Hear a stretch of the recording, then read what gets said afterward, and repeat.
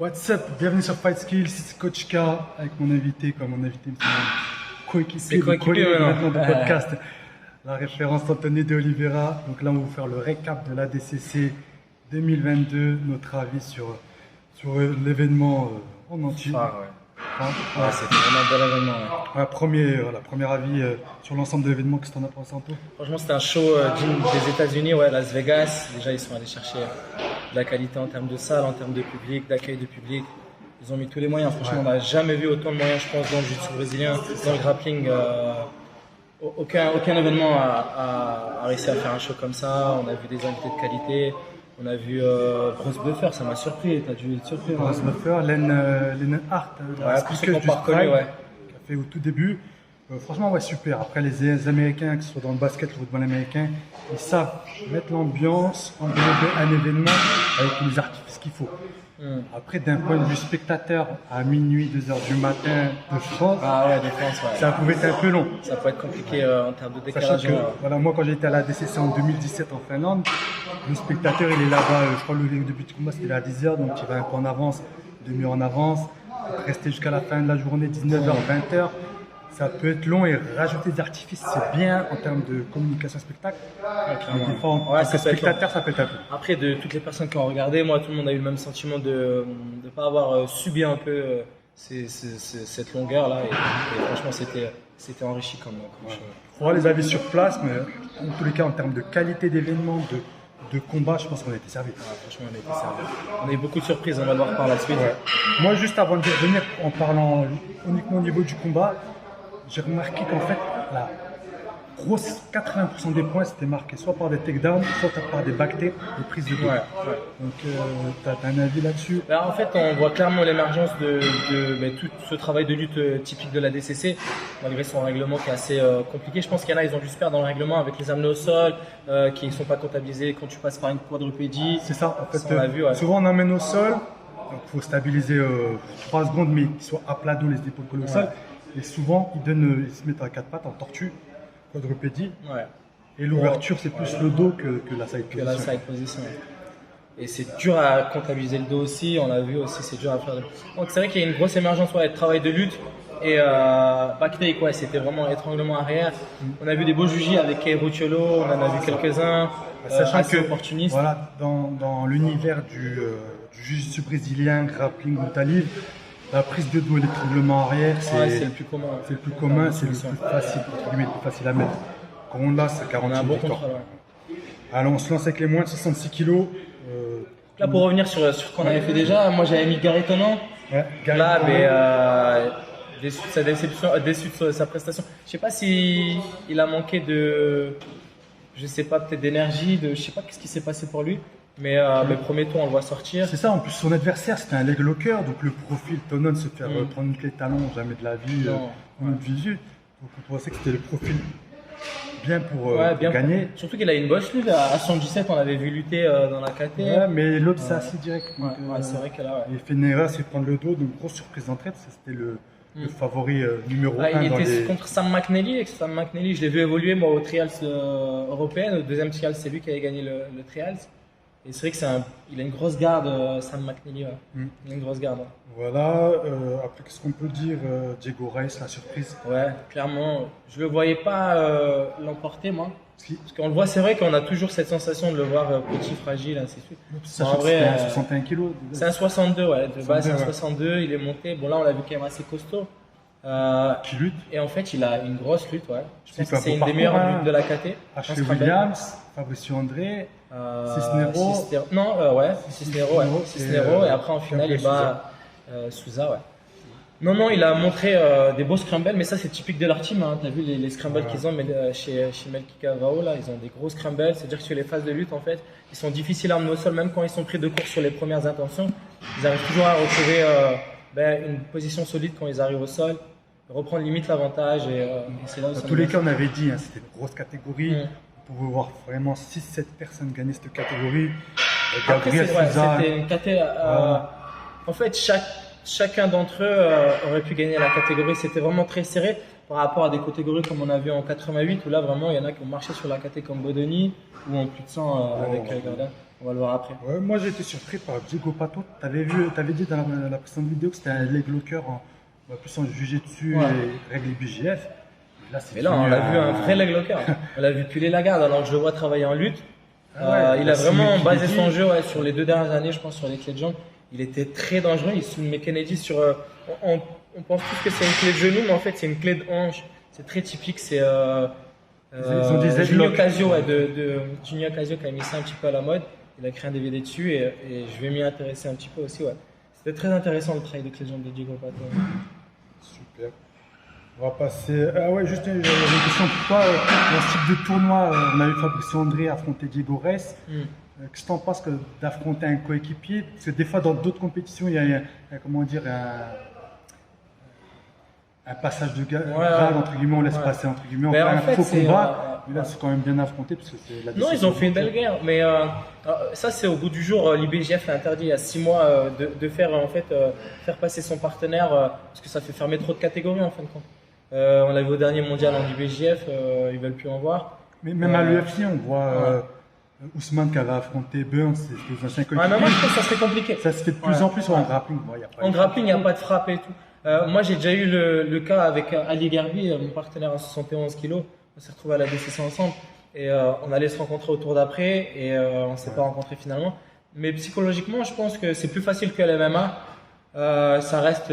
Après, il y a des sacrifices de chaque côté. Ben, pour aller chercher la DCC, c'est le plus beau tournoi au monde. Là, ça a pris Fabricio, mais ça a déjà été le cas pour eux au Trials. Au Trials, ils avaient eu la même chose. Mais là, je trouve qu'ils ont fait une belle guerre et ils ont joué le jeu. Les frères Rocciolo avaient fait pareil au mondial. Franchement. Ok. On passe à la catégorie suivante. On passe à 77 kg. 77 kg en tout.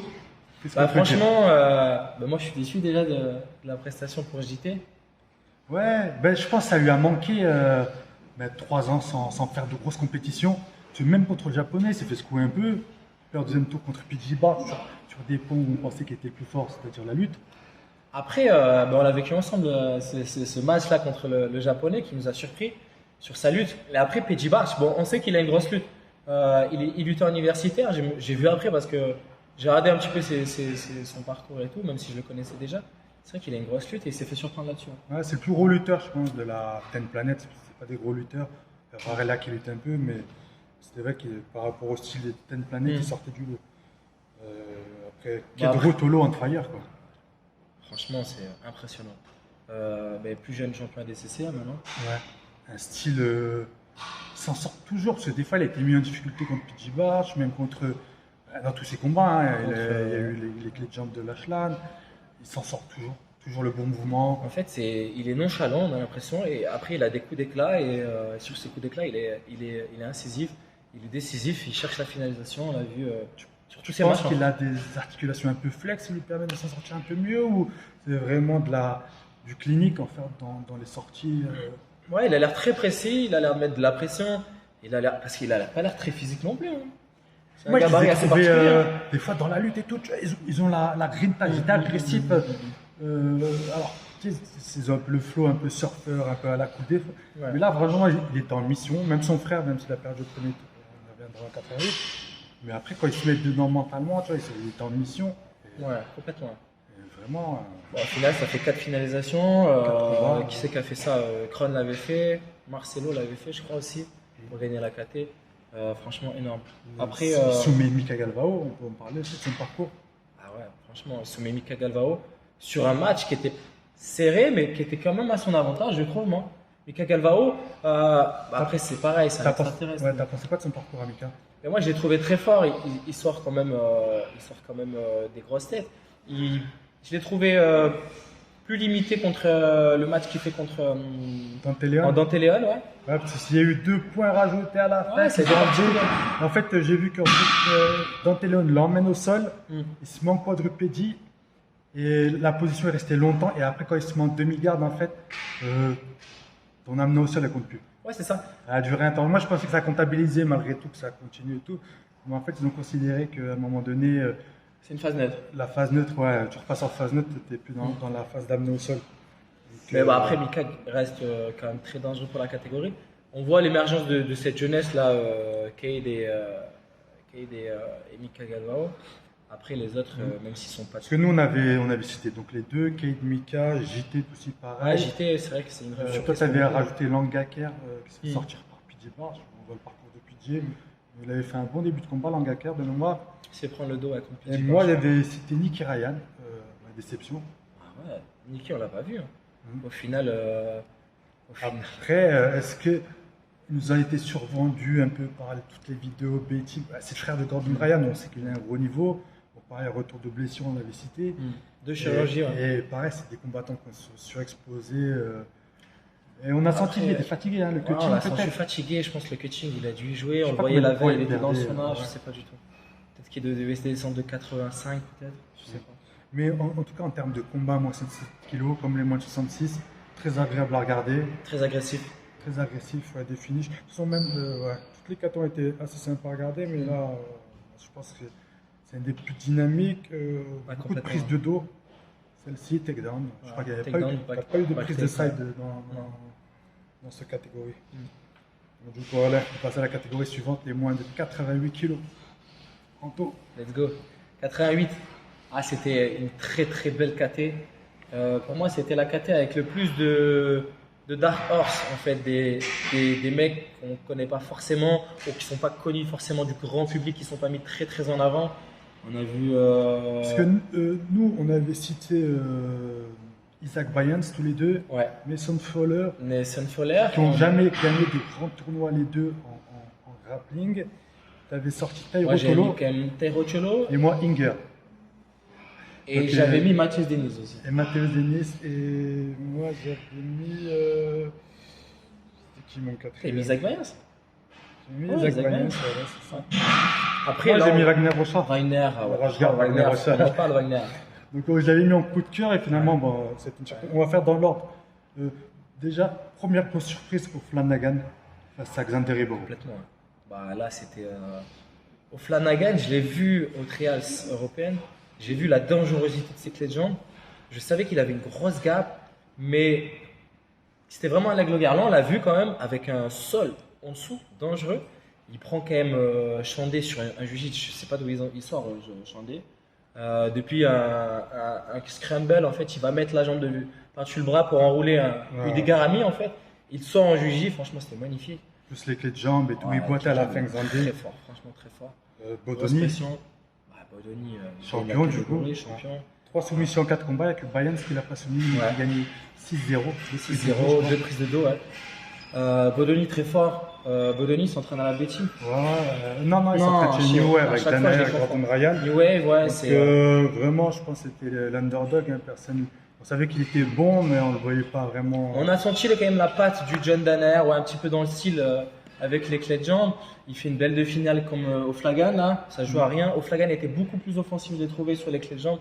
Finalement, c'est lui qui vient faire un magnifique contre sur une espèce d'estima lock sur O'Flagan. Franchement, c'était très technique, très beau à voir. On n'avait pas cité Hulk, mais au final, il revient en finale. Ouais. Toujours présent avec son gros physique. Hmm. On va l'appeler Big Pharma, Hulk. Ah, c'est Kenan Duarte qui a la palme du. Qu'à la palme, ouais, mais ça se joue avec Hulk, franchement, Ouais, avec son dos argenté. Non, à toi, tout. c'est. Donc voilà, c'est bon une petit école dédicace sûre, à vraiment. Wagner Rocha qui a été le combattant un peu le plus sale, main sur la bouche, tout ça, mais au final il arrive à gratter une 3e place. Hein, dans un style, il a fait des combats intéressants, des combats un peu plus casser le jeu de l'autre. Mais bon, allez, voilà, Violent. Violent. 40 ans, Wagner Rocha. Hein. Ouais, c'est ça, 40 c'est un ans, ancien. c'est un ancien, il monte des 77 kg, il arrive en 88 très solide. Mais mettez des straps aux deux pieds. Ouais. Et aux mains, Voilà. il a mis des straps à l'intérieur des mains, couleur peau. Ouais. Ça se voyait pas et du coup il avait un meilleur grip pour. Non, mais contre O'Flagan, il a frappé qu'une jambe, il a attaqué la jambe. Ouais, il a attaqué la jambe. Ouais. handicapée. Faut se rappeler les deux jambes en Ouais. général.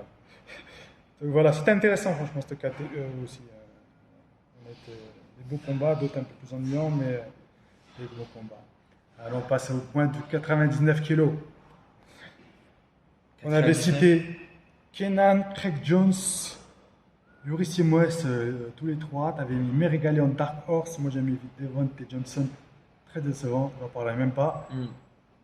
On commence par qui? Meregali. Ouais, mais Régali, franchement, bah, il arrive quand même à sortir son épingle du jeu. On voit qu'il a une garde qui est très dangereuse. limité un petit peu en lutte encore.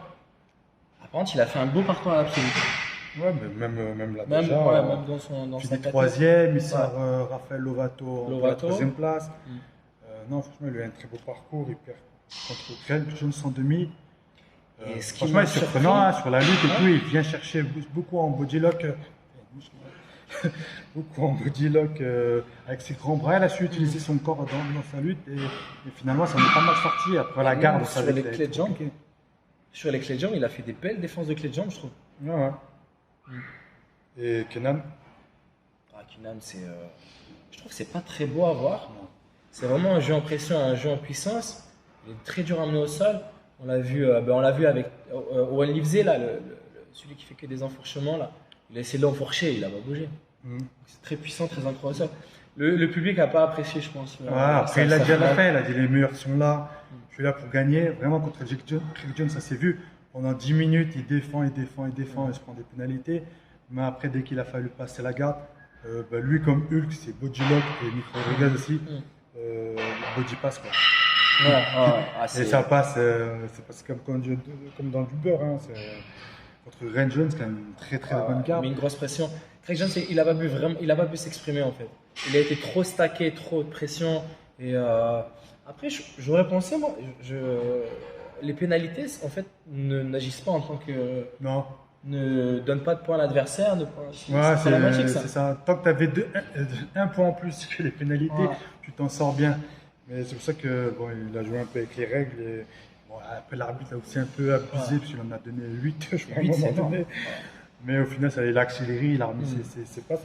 C'est dommage, Craig Jones, j'avais des petits doutes. Au final, il a fait un super parcours, il était vraiment en mission. Là, on a senti quand même une différence de puissance et peut-être de. Ouais, après, Craig Jones, il montait sous 88 pendant 99. Ouais. Dommage pour lui, 2 fois deuxième. Il l'avait dit, c'était maintenant ou jamais dans une vidéo. Est-ce qu'il reviendra dans 2 ans? Dans 2 ans, je sais pas. On passe dans la catégorie RN, les plus de 99 kilos. Voilà, on a eu du choix. On a eu l'homme à abattre. On pensait que ça aurait été la catégorie qui aurait pu fatiguer Gordon. En fait, Walou. Le premier, le Finlandais, il a juste défendu pour ne pas perdre en 2 minutes. Il a perdu encore 5, 6 minutes. Victor Hugo, il a tenu la dragée au point. Roosevelt, tu mets en 11 secondes. J'ai du mal à comprendre qu'il ne soit pas plus réactif. Et la finale contre Nicky Rod, où on pensait que ça aurait pu être un adversaire un gros match potentiel, et c'est réglé en 3 minutes. 3 minutes. Impressionnant, du coup il était frais pour Super Fight. Le super upset des Sam Reda. Ah ouais, face à Cyborg. Ah ouais, franchement, ça a été le coup d'éclat aussi, premier coup d'éclat de la soirée. Là, je me suis levé. Hein. Ouais, il nous a mis je me suis levé. Spectaculaire, Après, explosif. Très opportuniste. Ouais, très opportuniste. Après, on a un Cyborg qui est. C'est la première année, je pense, où il rencontre la difficulté de la jeunesse. Là. On n'a pas vu. Il se rattrape un peu en absolu. Absolute, ouais, mais ça a été compliqué. Idam Ressa, ouais, il a été très opportuniste sur la phase de scramble on l'a enchaîné sur le GJ. Ça a été fort, ouais. Après, je pense que c'est ce qu'il faut pour soumettre des gens qui sont très solides, très costauds comme ça. Après, Pena, il n'était pas au rendez-vous cette année. Pena, on l'a vu demi-finaliste. Ouais. Il reste présent, si tu veux. Il arrive en demi-finale, mais on sent qu'il n'a pas forcément évolué. Il était même moins performant que les autres années, moins explosif et tout. Mais tout en se sentant un peu en dessus, il n'était pas loin là de rien jouer. Non, ça joue. Après, contre Nick Rodriguez, clairement, il lui a mis une pression de rhinocéros. Il a mis visualiser le détail qu'il fait sur le body pass. Ouais. Il met très fort, il travaille bien avec les hanches, il a réussi à le fixer très longtemps. C'est rare dans cette catégorie de fixer aussi fort un lourd comme ça. Je trouve que Pena, il est assez dynamique.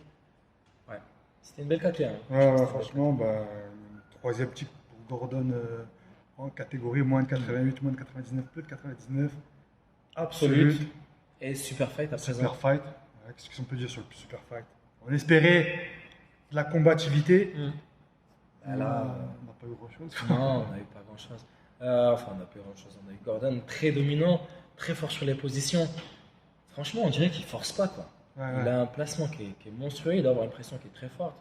Mais Nick Rodriguez est quand même très puissant. Et là, on l'a pas vu sur. Je sais pas, c'est très fort. Galvao. Galvao, pareil. Galvao, il est très puissant. Ouais, Non, bah c'est oui. franchement. C'est Il n'a pas de aberrant. couilles. Ouais, Ouais. ouais, Voilà, t'as ouais. vu, en plus, c'était un clinique, hein, il a isolé le bras avec la jambe, Mm. il a contrôlé l'autre bras avec l'autre bras, il a mis un prêt. Ouais. Franchement, là, Ah, il est c'est- il a une main. tout ce qu'il montre, en fait, il ne travaille pas en explosivité, donc c'est clinique, c'est C'est clinique. chirurgical, c'est à apprendre dans toutes les écoles. Vous apprendrez, mais vous ne ferez pas pareil. Donc Ouais, c'est dingue. c'est dingue. En fait, ce qui est déconcertant, c'est la facilité technique. Enfin, visuellement, ça a l'air simple en fait. C'est-à-dire que ça a l'air simple et les mouvements sont simples, mais c'est clinique. Un petit mot sur l'absolute, moi j'ai pas vu, hein, c'était trop tard pour moi. Ouais, c'est vrai que moi aussi c'est pareil avec le décalage, ça a été c'est un petit peu tard. Après là, je pense qu'on va tous rattraper un petit peu les combats sur les absolutes ou revoir des matchs. Je sais pas comment vous avez fonctionné avec Flow Grappling, si vous l'avez mis en 3 écrans ou vous avez regardé juste la Flow Zone. Il y a eu des gros matchs à regarder, ouais. En plus, tout s'est enchaîné, hein, il n'y a pas eu de temps d'arrêt pour l'absolute. Il combat des premiers tours, dès que les tours étaient finis, il enchaîné derrière. Donc là, c'est limite celui qui a le plus de caisses qui finit. Ouais, Il y qui est a fini. Yuri Simoes, Nicolas Meregali et Tairo Tolo dans Tairo le Cholo qui fait podium. une grosse performance. Ouais. J'ai Voilà, regardé qui s'est un petit peu le rattrapé, je récap, pense ouais. qu'il était déçu de sortir au premier tour. Là, il arrive en mission.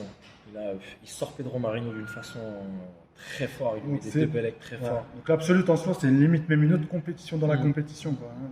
Ouais, complètement. Donc ça sera Yuri Simoes dans 2 ans qui affrontera Craig Jones, Gordon Ryan, Gordon excusez-moi. Ryan. On a du mal à penser ce qu'il pourra proposer d'autre. Face à Gordon Ryan, hein, il a 2 ans pour se préparer, mais sachant qu'il fait une carrière de MMA, hein, il s'est lancé dans le MMA en parallèle. Donc à Ben, part sur mettre la- des coups en plus, je vois pas. Sur la scène du Jiu-Jitsu, on n'avait pas vu beaucoup dernièrement. Ah ouais, il combat au One FC. Donc voilà. En tout cas, j'espère que ça vous a plu, notre petit récap et la présentation. Mettez des commentaires, ça vous a plu Voilà. et quand on sera avec plaisir de refaire sur d'autres compétitions. Sur ce, À os. plus tard.